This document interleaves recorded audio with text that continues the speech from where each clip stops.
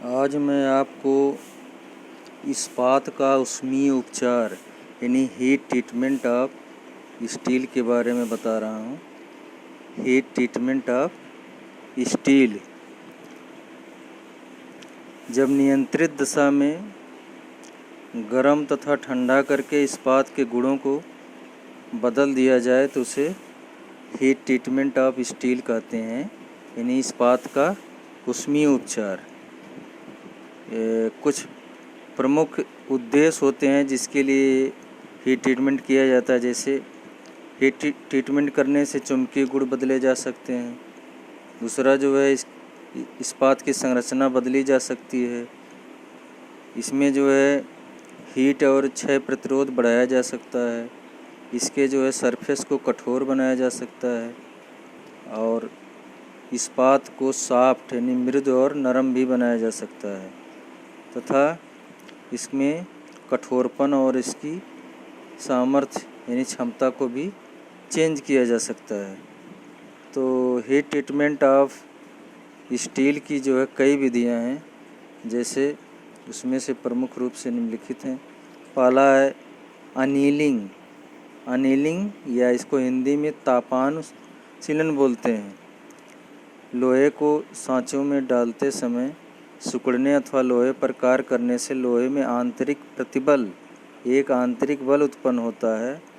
तापानुशीलन ऐसी क्रिया है जिससे लोहा जो है क्या होता है, मुलायम हो जाता है यानी सॉफ्ट हो जाता है और इस क्रिया के बाद इसमें कोई आंतरिक प्रतिबल नहीं रह पाता।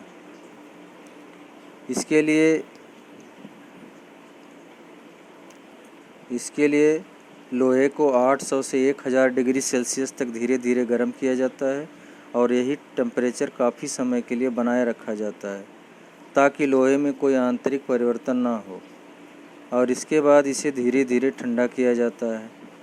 इस विधि में गर्म लोहे को धीरे धीरे ठंडा करने के लिए सैंड यानी बालू, राख या चूने में दबाया जाता है। दूसरी विधि है हार्डनिंग यानी तक कठोरीकरण या दृढ़ीकरण।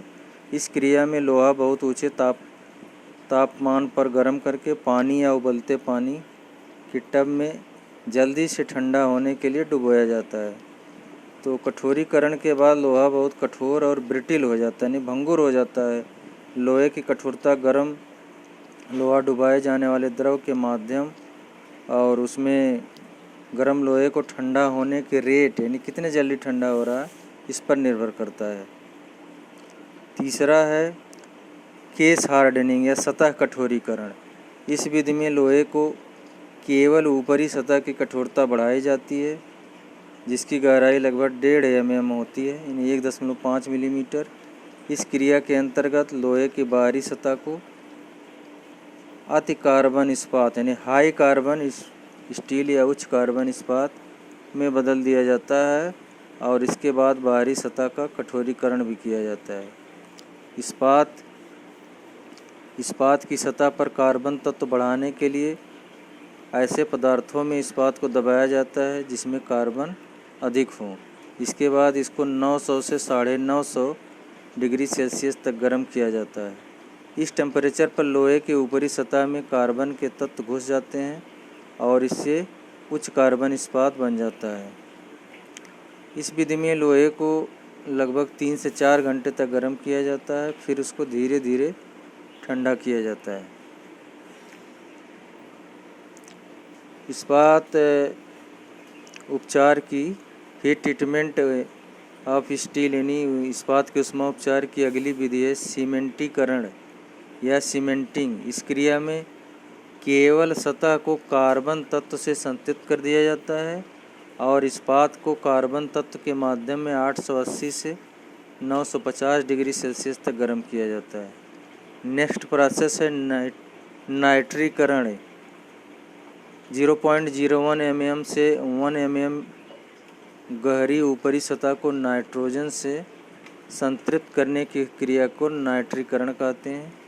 इसमें अमोनिया के वातावरण में इस्पात को 500 से 700 डिग्री सेंटीग्रेड ताप पर गर्म किया जाता है जिससे जो है इस्पात कठोर तथा क्षय अवरोधी बन जाता है। अगली विधि है नॉर्मलाइजिंग यानी सामान्यीकरण।